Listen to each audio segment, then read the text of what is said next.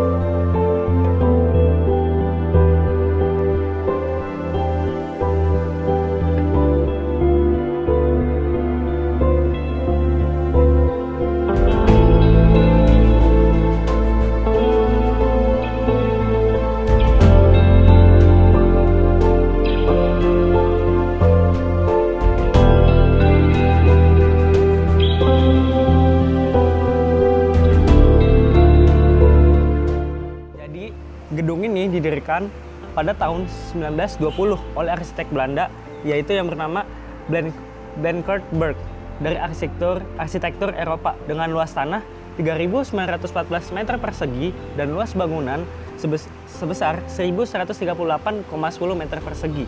Pada tahun 1931, pemiliknya atas nama PT Asuransi Jiwasraya.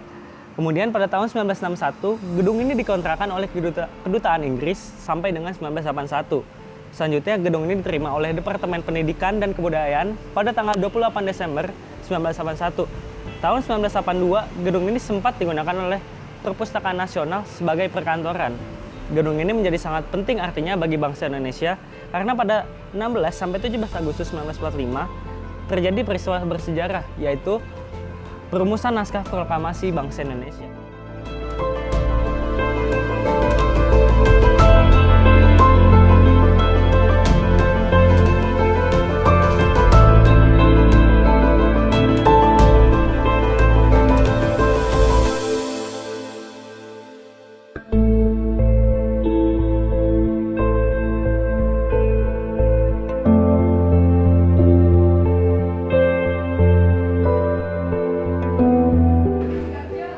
Sampai di ruang pertama, yaitu ruang pertemuan. Ruangan ini merupakan tempat peristiwa sejarah pertama dalam persiapan perumusan naskah proklamasi. Setelah kembali dari Rengas Dengklok, tanggal 16 Agustus 1945, pada pukul 22.00 waktu Indonesia Barat, Insinyur Soekarno, Dr. Andes Muhammad Hatta, dan Mr. Ahmad Subarjo diterima oleh Laksamana Maeda di ruangan ini.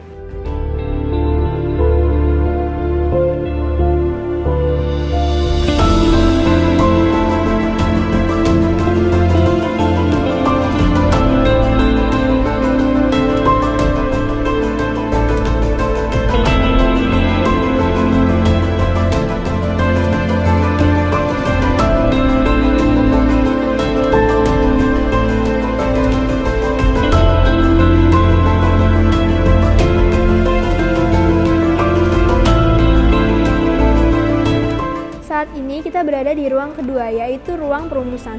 Ruang ini merupakan tempat dirumuskannya naskah proklamasi.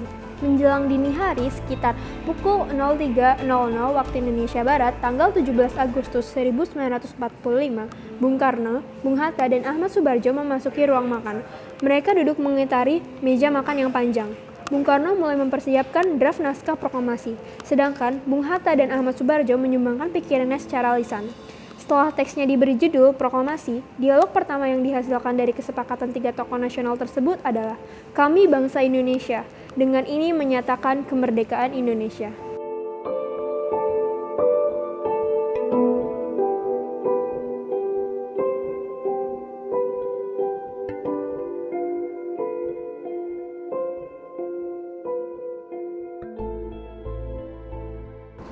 Ya, bisa kita lihat sekarang kita berada di ruang pengetikan.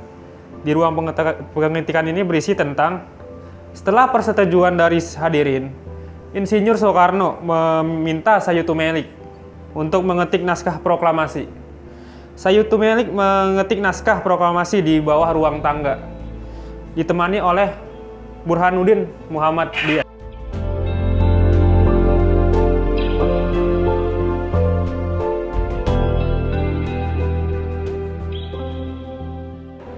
Perjuangan mempertahankan kemerdekaan tidak hanya dari secara fisik saja, tetapi dengan cara diplomasi.